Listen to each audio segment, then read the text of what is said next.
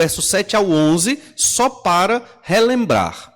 Do verso 7 ao 11 diz, Lucas 14, 7. Reparando como os convidados escolhiam os primeiros lugares, propôs-lhes uma parábola. Quando por alguém fores convidado para um casamento, não procures o primeiro lugar, para não suceder que, havendo um convidado mais digno do que tu, vindo aquele que te convidou e também a ele, te diga, dá o lugar a este. Então irás envergonhado ocupar o último lugar. Pelo contrário, quando fores convidado, vai tomar o último lugar, para que quando vier o que te convidou, te diga, amigo, senta-te mais para cima, ser-te-á isto uma honra diante de todos os mais convivas, pois todo o que se exalta será humilhado, e o que se humilha será exaltado. O Senhor quer que nós aprendamos isto, o que se humilha será exaltado.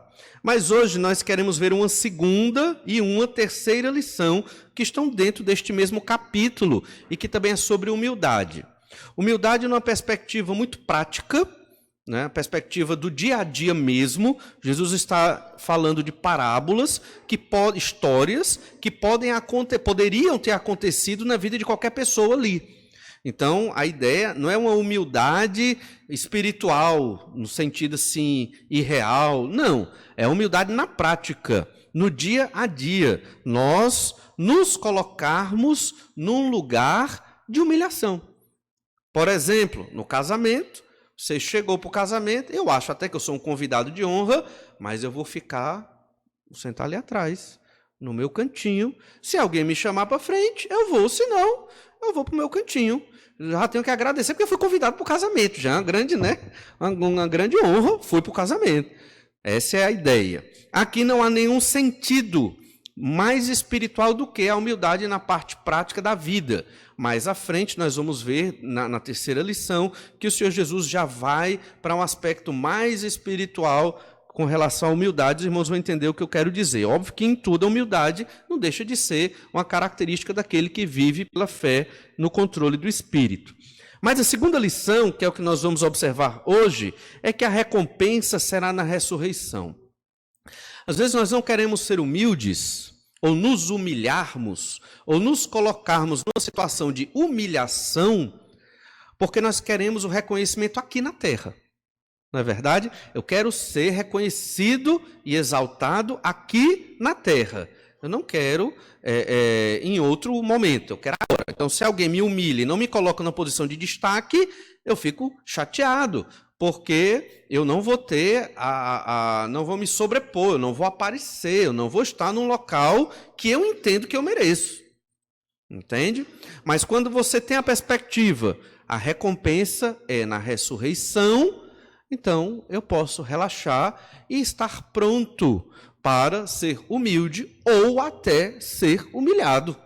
É difícil, né? Falar algo assim, estar pronto para ser humilhado. Quem gosta de ser humilhado?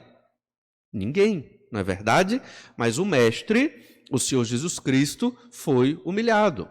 E ele sofreu a humilhação para que nós fôssemos exaltados na glória com o Pai. Então temos que aprender também, como cristãos e discípulos de Jesus, a sofrer a humilhação, a sermos humildes neste mundo cheio de soberbos. Essa é a lição. Então, nós temos Lucas capítulo 14, verso 1, para relembrar o contexto em que Jesus está. Onde é que Jesus está quando ele diz essas coisas? Jesus, ele está na casa de um fariseu. Jesus está almoçando, ou melhor, fazendo uma refeição. Olha Lucas 14, 1. Aconteceu que ao entrar ele num sábado, na casa de um dos principais fariseus para comer pão, eis que o estavam observando. Então ele ainda está na casa desse fariseu. O que Jesus vai contar agora, o que o evangelista aqui, o autor Lucas, vai narrar, ainda é contando que Jesus está na casa deste fariseu, sendo observado. Ele curou alguém no dia do sábado. Isso já foi, né, chocante para aqueles fariseus ali. E agora Jesus conta essa parábola de você ser humilde, né, porque aqueles que são os humilhados serão exaltados. Agora Jesus diz, olha, a recompensa, fariseu, é na ressurreição. Ou seja, não procure a recompensa aqui na terra. Talvez você não tenha, provavelmente não terá a recompensa dos humildes no céu. Lembre-se disso. Você está investindo para o céu, não investindo para receber aqui na terra. Investindo como? Na humildade. Olha então o verso 12, Lucas 14, 12. Disse também ao que o havia convidado: quando deres um jantar ou uma ceia, não convides os teus amigos, nem teus irmãos, nem teus parentes, nem vizinhos ricos, para não suceder que eles, por sua vez, te convidem e sejas recompensado. Jesus agora, então, ele passa a falar, não com todos, mas ele olha para o fariseu que o convidou, o anfitrião, e diz, e dá uma lição no anfitrião: olha, quando você for convidar alguém, convide quem não pode te recompensar. Convide pessoas que você não vai ter o que receber delas. Obviamente, talvez um banquete que o fariseu ofereceu para Jesus, haviam outros convidados, não era só o fariseu e Jesus, deviam haver outros fariseus, outras pessoas muito importantes ali. E por que ele chamou pessoas importantes? Porque ele também desejava ser chamado para outros banquetes daquelas pessoas importantes.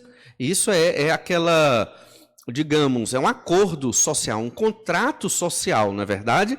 Eu chamo uma pessoa para almoçar na minha casa, obviamente eu vou esperar que aquela pessoa, né, me chame para almoçar na casa dela. Se ela não me chamar, eu já fico triste. Como é que pode, rapaz? Eu chamei o fulano não me chamou também. Não é um contrato social? Não acontece essas coisas? Pois é, no meio dos cristãos não deve ser assim. Não devemos ficar esperando que o outro retribua. Se a pessoa quiser, amém, ótimo, maravilha. Mas não que seja um acordo, uma coisa interesseira, né? Eu chamei a pessoa porque eu quero ser chamado, entende? Eu convidei para o meu aniversário porque eu quero ser convidado. Não. E o que Jesus quer dizer aqui é: não procure nos relacionamentos pessoas que você vai lucrar com aquele relacionamento. Às vezes queremos fazer amizades com pessoas que lá na frente vão me dar alguma vantagem. Eu nem estou pensando nisso, mas se vier, é bom, não é verdade? Então, vou ter amizades com quem? Políticos, né? Vou ter amizade com ricos, empresários, e aí vai, porque vão me dar vantagens. Isso é um problema, né? Isso é terrível, não é assim. Então quer dizer que só deve... Aí, problema aqui da interpretação errada. Então quer dizer que eu só devo agora ir atrás daquelas pessoas pobres que não têm nada para retribuir a minha amizade, o meu convite de almoço, o meu relacionamento? Não, obviamente não. Jesus, ele ensinou isso, mas ele foi almoçar lá com o Zaqueu. Ele foi fazer uma refeição com o Zaqueu. E Zaqueu era rico e era corrupto. Percebe? Então, nós temos que aprender o ensino de Jesus. A ideia é: eu não vou buscar somente as elites. A ideia é essa. Eu não devo ser um servo de Deus que procura só as elites. Eu tenho também que estar pregando o evangelho para aquelas pessoas que não vão ter, eu tenho que me relacionar com aquelas pessoas que não vão ter nada para me dar em troca.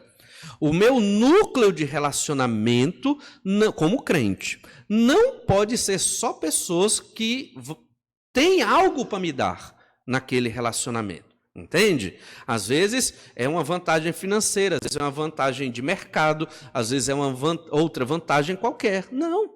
Eu tenho que procurar as pessoas, né, com interesse pessoal na alma das pessoas, para levar o evangelho para que qualquer pessoa, independente da sua classe social, seja atingido pelo evangelho salvador do Senhor Jesus.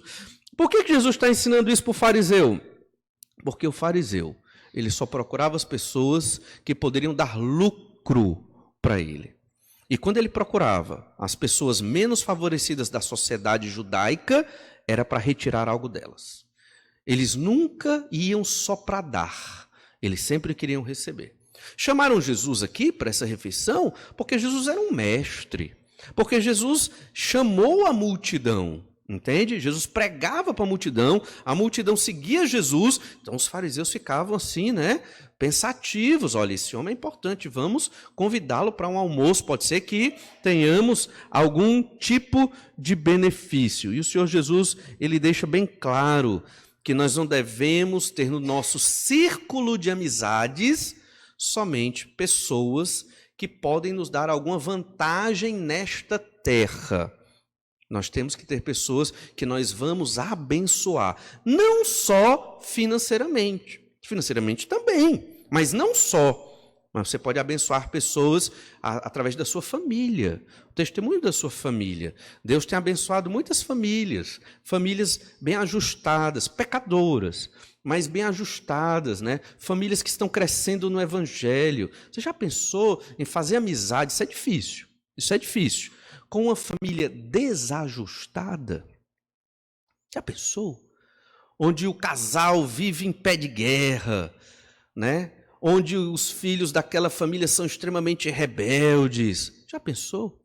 Eu vou usar minha família para abençoar aquela família, para poder mostrar aquela família, não para minha glória, mas para mostrar como Deus abençoa uma família e como eles podem crescer no caminho de Jesus. Isso é uma forma difícil, mas maravilhosa de proclamar a glória de Deus. É isso que Jesus está dizendo para aquele fariseu.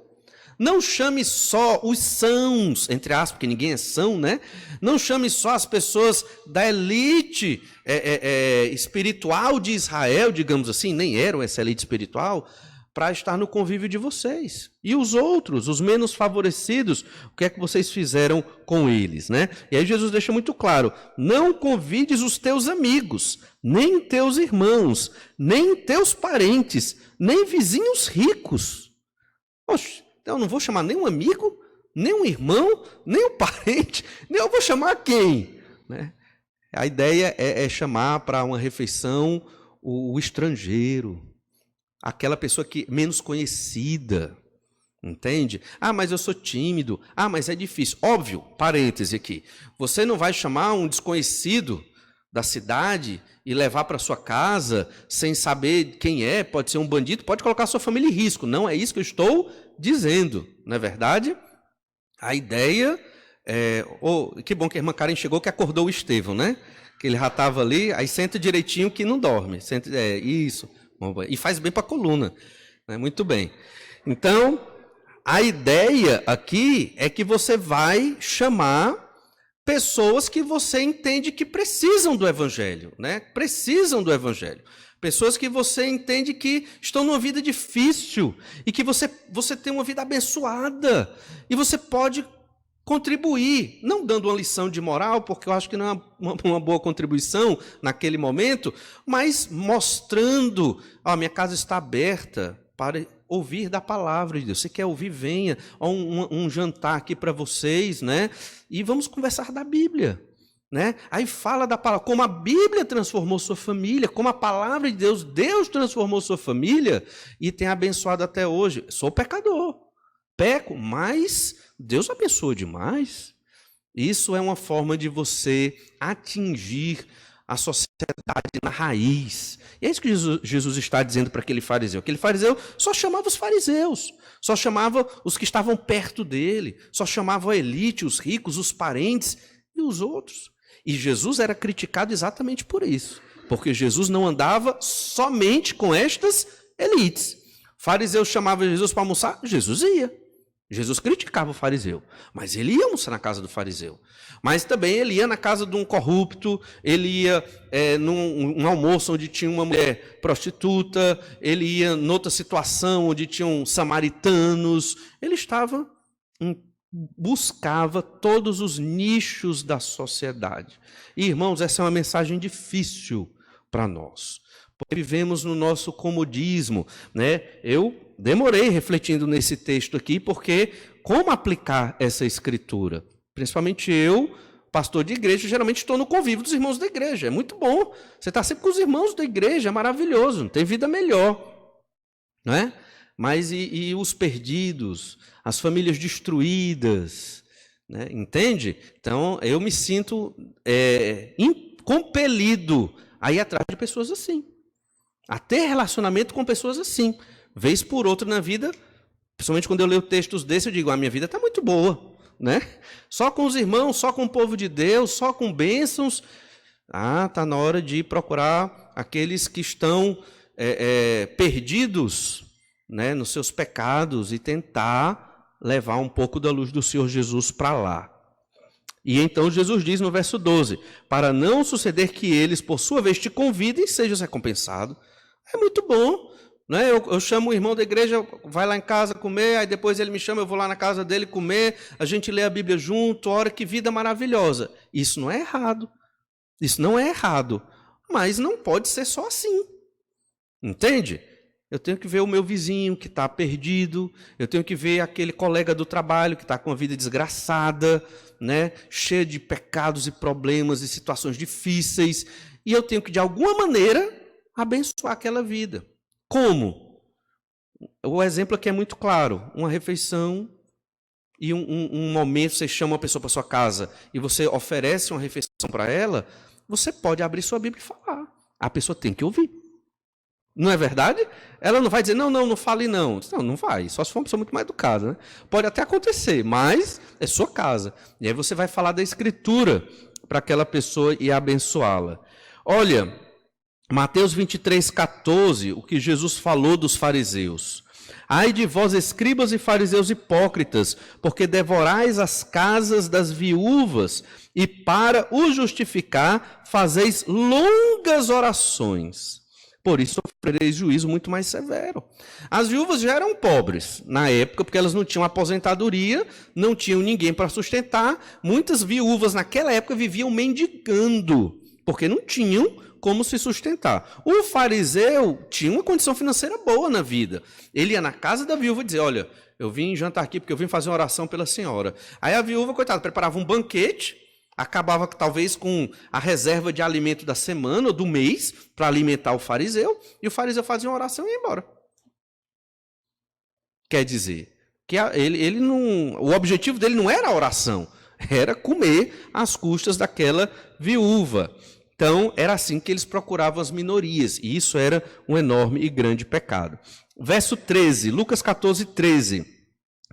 Antes, ao dares um banquete, convida os pobres, os aleijados, os coxos e os cegos, e serás bem-aventurado, pelo fato de não terem eles com que te recompensar. Isso é tão interessante que, se nós observarmos bem, às vezes, muitas vezes, acabamos sendo extremamente preconceituosos. Muitas vezes não procuramos os mais pobres, não procuramos os que têm defeitos físicos. Não gostamos de ver os defeitos físicos das pessoas. Não sei se vocês já pararam para pensar nisso. Queremos sempre os perfeitos, entende? Aqueles, né, que têm o corpo todo bem formado, e nos choca, e às vezes dá pena de algumas pessoas que têm defeitos físicos, e não é assim que funciona. A igreja do Senhor Jesus devia ser o local de maior inclusão, e não é. Não é verdade? Não é. Às vezes crianças que vão ter alguma dificuldade de aprendizado na igreja, o que é que os professores pensam dessas crianças? Não é verdade? Às vezes alguns deixam até de ser professor, porque deu trabalho demais. E aí? Como é que o evangelho chega naquela criança? Na igreja. Percebem? Chegar um cego na igreja. Tem alguma coisa em braille aqui nessa igreja? Tem. Essa igreja não é para cego. Tem alguém que vai interpretar em Libras para o surdo aqui? Tem? Tem, né? Aqui ninguém se manifestou, mas tem. Luciana, né? Daniela sabe um pouquinho ainda, né? Então tem, pelo menos para surdo, né? Então vamos chamar mais surdos. Mas é verdade, irmãos, às vezes nós ficamos no nosso conforto e não pensamos naqueles que são desprezados, aqueles que têm defeitos, deformações, porque nós queremos sempre o esteticamente mais bonito, nós queremos aquele financeiramente melhor, né? Nós queremos sempre aquela comodidade, aquele conforto. Quando Jesus fala isso para o fariseu, é porque o fariseu buscava isso. E nós temos que ter mais sensibilidade à luz do que Jesus está colocando aqui. É uma questão ética muito importante. E aí você diz, o que é que eu lucro com isso? Verso 14, a tua recompensa, porém, tu a receberás na ressurreição dos justos. Não receberemos aqui, receberemos na ressurreição. Você já se afastou de uma amizade que só te dá problema? Rapaz, não dá certo não, esse aqui é muito problema, vou me afastar. E quem vai falar do evangelho para aquela pessoa, não é? Eu sei que tem limites. Eu sei que às vezes você já tentou muito com amizade, pregou muito para aquela pessoa, exauriu, tudo bem, é compreensível, né? Mas e outras famílias, e outros jovens, e outros que são pessoas difíceis, são pessoas complicadas, são pessoas às vezes mal educadas, são pessoas socialmente excluídas. Entende? É difícil para nós. Sabe por quê? Nós temos muitas bênçãos. Muitas. Se você parar para pensar na sua vida, você é extremamente abençoado pelo Senhor. Tem muitas bênçãos. E às vezes não paramos para pensar em compartilhar essas bênçãos. Obviamente, não estamos falando de... não é a questão de assistência social da igreja, mas é uma postura do indivíduo crente que ele deve ter para com os que estão ao seu redor. Perceba então como Jesus fala desta recompensa na ressurreição. Jesus fala disso lá em Mateus, capítulo 25, verso 34. Olha Mateus 25, verso 34. Aqui é o sermão profético de Jesus, capítulo 24 e 25 de Mateus é o sermão profético de situações que ocorrerão no fim dos tempos. Mateus 25, 34. Então dirá o rei aos que o estiverem à sua direita: Vinde, benditos de meu Pai, entrai na posse do reino que vos está preparado desde a fundação do mundo. Verso 35. Porque tive fome e me destes de comer, tive sede e me deste de beber, era forasteiro e me hospedaste, estava nu e me vestistes, enfermo e me visitastes, preso e fostes ver-me. Verso 37. Então perguntarão os justos, aqui são os crentes, já salvos, já no reino celestial com o Senhor. Senhor, quando foi que te vimos com fome e te demos de comer? Ou com sede e te demos de beber? E quando te vimos forasteiro e te hospedamos? Ou nu e te vestimos? E quando te vimos enfermo ou preso e te fomos visitar? O rei respondendo lhes dirá: Em verdade vos afirmo que sempre que o fizestes a um destes meus pequeninos irmãos, a mim o fizestes. E aqui, esses pequeninos irmãos não se refere à humanidade, se refere aos crentes. Aqui é específico. Se você fez isso para algum dos filhos de Deus, é como se você fizesse para o próprio Pai. Aqui o texto é muito específico aqui. Você fez para o Senhor. Aqui é o amor fraterno entre irmãos, irmãos em Cristo, o amor dentro da igreja. Então nós temos que viver esse tipo de amor, porque quando eu faço isso, auxilio o meu irmão de alguma forma, eu estou servindo ao Senhor. E quando eu faço isso para alguém de fora da igreja, alguém que ainda não creu em Jesus, eu estou procurando amá-lo para, obviamente, levar o evangelho para aquela pessoa, né? Para, se Deus assim quiser, converter aquela pessoa. A recompensa, irmãos, é uma recompensa celestial. Só veremos os frutos desse tipo de atitude que requer humildade. Jesus ainda está falando de humildade. Só veremos o fruto disso, a recompensa, melhor dizendo, no céu. Lembre-se, Jesus está dizendo isso para quem? O fariseu que o convidou. O fariseu convidou Jesus. Jesus comeu a refeição e ele disse para o fariseu: olha, quando você for convidar e dar um banquete, ele está instruindo o dono da casa. Você chame os desfavorecidos. Você chame aqueles que não vão ter que te dar nada em troca. Talvez nem tenham como chamar você, fariseu, para almoçar na casa dele. Fazemos isso para os irmãos. Fazemos isso também para aqueles que ainda não creram no Senhor Jesus Cristo. Para abençoar pessoas com tantas bênçãos que Deus nos deu. Bênçãos como alimento, Bênçãos como uma família, não é verdade? Crente no Senhor Jesus Cristo, uma bênção como uma igreja onde nós aprendemos do Evangelho. Sei que socialmente este é um desafio enorme para nós hoje. E lembrando, isso não quer dizer que você vai entrar em qualquer destes bairros, né, dominados por facções aqui de Fortaleza e chamar uma pessoa que você nunca viu. Né? Isso é um extremo risco, talvez uma coisa desmedida. Não é bem assim. Mas todos nós conhecemos pessoas que precisam da bênção do Evangelho, não é verdade? Todos nós conhecemos pessoas que precisam um pouco de conforto, precisam um pouco de tranquilidade, e nós podemos oferecer isso em alguma medida, de alguma maneira, abençoar pessoas de modo material, ou com alimento, ou com alguma ajuda mesmo, e abençoar pessoas com a mensagem do Evangelho. Recompensa somente na ressurreição. Vamos orar e pedir que o Senhor nos abençoe nesse instante. Senhor, nós te louvamos, porque o Senhor é maravilhoso. A palavra do Senhor Jesus Cristo aqui, lida através do Evangelho de Lucas, é maravilhosa e extremamente desafiadora. Certamente o foi para aquele fariseu que convidou Jesus para aquela refeição, e também o é para nós hoje. Senhor Deus, nos ajuda a compreender mais e mais desta mensagem, para que certas barreiras sociais sejam quebradas no meio da tua igreja e fora da tua igreja. Nos transforma, Senhor Deus, para podermos abençoar pessoas cheias de pecados, que estão sofrendo nos seus lares, pessoas muitas vezes financeiramente arruinadas ou possuídas de vícios, pessoas que realmente estão vivendo uma situação terrível.